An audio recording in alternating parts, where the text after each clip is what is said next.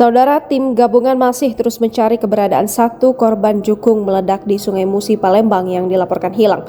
Endut, warga jalur 13 Kabupaten Banyuasin, ABK kapal jukung yang hilang karena kapal jukungnya meledak dan terbakar di Sungai Musi, tepatnya di kawasan 340 pada Senin 1 April 2024 malam.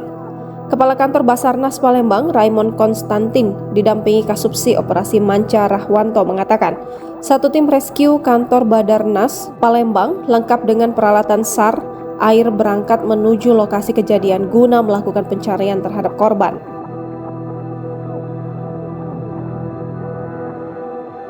Berdasarkan informasi yang didapat, kejadian berawal ketika kapal jukung Bintang Kejora dengan jumlah POB 4 orang bermuatan minyak jenis pertalit dan solar mengisi bahan bakar minyak di SPBB Apung 340 Palembang, namun setelah mengisi BBM, kapal jukung tersebut tetap bersandar di SPBP Apung hingga malam hari.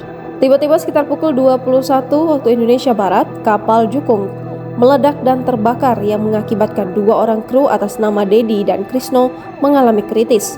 1 orang atas nama Askolani meninggal dunia dan 1 orang atas nama Endut hilang.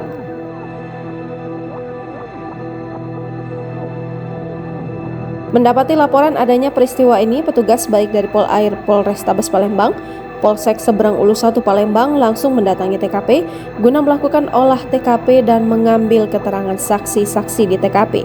Selain itu menindaklanjuti peristiwa ini, Kapolda Sumsel Irjen Pol A. Rahmat Wibowo, Kapolrestabes Palembang, Kombes Pol Haryo Sugihartono dan Kasat Reskrim AKBP Haris Dinzah saat ini masih di TKP.